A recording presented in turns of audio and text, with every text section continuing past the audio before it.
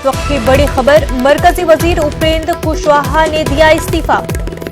कुशवाहा ने वजारत से इस्तीफा दे दिया। जराये के हवाले से खबर आ रही है, मरकजी वजीर उपेंद्र कुशवाहा ने इस्तीफा दे दिया है। नाज़रीन, आपको बता दें कि कुशवाहा ने वजारत से इस्तीफा दे दिया है। मरकजी वजीर उपेंद्र कुशवाहा ने इस्तीफा दे दिया। कुशवाहा ने वजारत से इस्तीफा दे दिया है। आपको बता दें कि एनडीए से काफी नाराज चल रहे थे और एनडीए पर तनकीद भी करते आ रहे थे और अब कुशवाहा ने वजारत से इस्तीफा दे दिया है।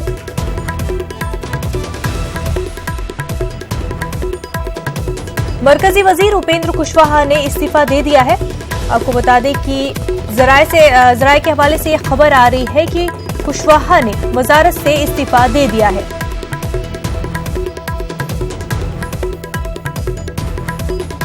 नाज़रीन, आपको बता दें कि उपेंद्र कुशवाहा एनडीए से काफी नाराज थे इससे पहले भी और वो एनडीए को काफी तनकीद का निशाना भी बना रहे थे।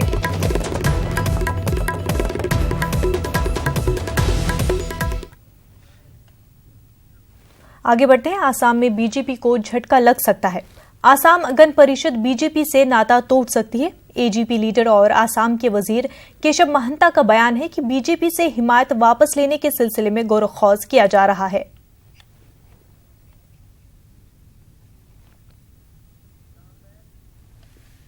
इलाहाबाद हाईकोर्ट के अहाते में बनी मस्जिद हटाने के मामले में सुप्रीम कोर्ट ने जूं का तू मौकूफ रखने का हुक्म दिया है।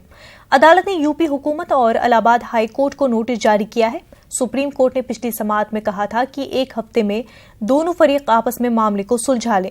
आपको बताते कि 2017 में इलाहाबाद हाईकोर्ट ने मस्जिद को गैर कानूनी बताया था। मस्जिद के खिलाफ एक मफाद आमा अर्जी पर इलाहाबाद ने यह फैसला सुनाया था। हाईकोर्ट ने 3 महीने में मस्जिद को हटाकर जमीन हाईकोर्ट के हवाले करने का हुक्म दिया था। इसी फैसले को सुप्रीम कोर्ट में चैलेंज किया गया है।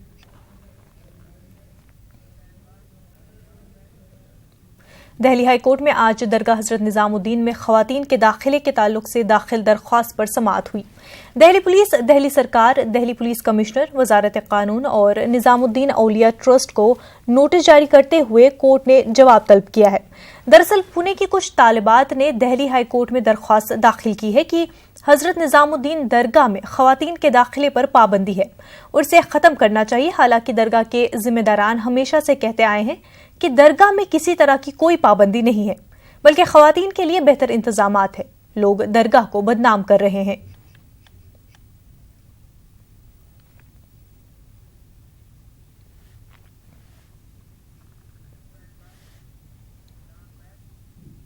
मध्य प्रदेश के होशंगाबाद जिला में यूरिया नहीं मिलने से किसान परेशान हैं।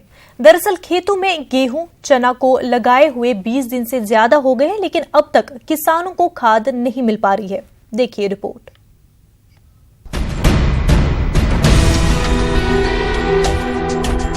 मध्य प्रदेश में होशंगाबाद जिला गेहूं के पैदावार में सबसे आगे है, लेकिन इस साल के हालात देखकर लग रहा है कि इस साल गेहूं की फसल की पैदावार अच्छी नहीं हो पाएगी, क्योंकि किसानों को फसल लगाए हुए 20 से 25 दिन गुजर चुके हैं, लेकिन अब तक उन्हें खाद नहीं मिल पा रहा है।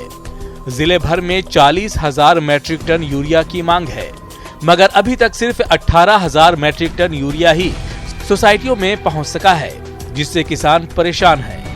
हम कल भी आए थे, यहाँ पर खाद नहीं मिला और शाम को आज 300 बोरी छोड़ के गए थे और अभी आए है तो वो हिमाल लोग बता रहा तो वो खाद हमने हरदा पहुंचा दी है। यहाँ के किसानों का क्या होगा? यहाँ किसानों को कुछ नहीं मिल रहा। सिवनी मालवा में सबसे ज्यादा हालत खराब है। किसानों ने गेहूं, चना लगा दिया है। अब 2 से 4 दिनों में खाद फसलों में नहीं दिया गया तो फसल खराब हो सकती है। अब हम लोग तो नगद खरीदते, हमारा खाता भी नहीं सोसाइटी में। और यहाँ आए थे तो कल भी नहीं मिला। कुछ लोगों को दिया, कुछ को नहीं दिया, बोले कल बटेगा। अब 300 बोरी रखी साहब, वो भी कहने लग बाहर भेजा। मुतल्लिका अफसरान भी मानते हैं कि यूरिया किसानों को नहीं मिल पा रहा है।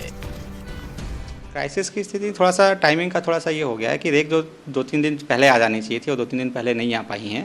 बाकी ऐसा नहीं है कि यूरिया की उपलब्धता नहीं है, यूरिया उपलब्ध है, पर चूंकि ये पोर्ट से आता है तो पोर्ट से आने में जो रेलवे को जो भी टाइम लगता है वहाँ से मालगाड़ी को आने में, तो वही समय इसमें थोड़ा सा एक्स्ट्रा लग गया है। जानकारों के मुताबिक कोऑपरेटिव बैंक ने मार्केटिंग एसोसिएशन को पैसों की अदायगी नहीं की है, जिसकी वजह से खाद की सप्लाई जिले में नहीं हो पा रही है और ऐसे में किसानों को कोई भी माकूल जवाब नहीं दे रहा है कि आखिर उन्हें यूरिया कब तक मिल पाएगा। Bureau report, news 18 Urdu.